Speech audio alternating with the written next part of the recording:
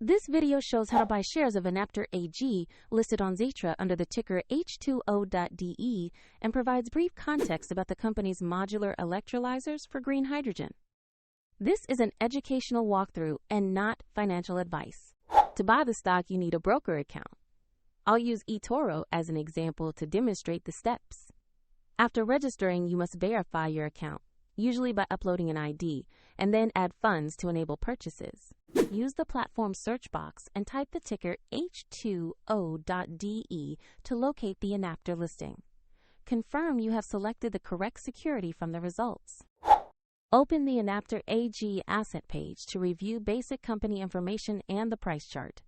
Double-check company details and the H2O.DE ticker to ensure it's the right stock. Tap Invest, enter the amount you want to allocate, then review the order details and confirm the trade. If the market is closed, the order will execute when it reopens, and if you lack funds, the platform will prompt you to add them before final confirmation. Your new position will appear in your portfolio once the order is executed. For the eToro link and more details, check the description below.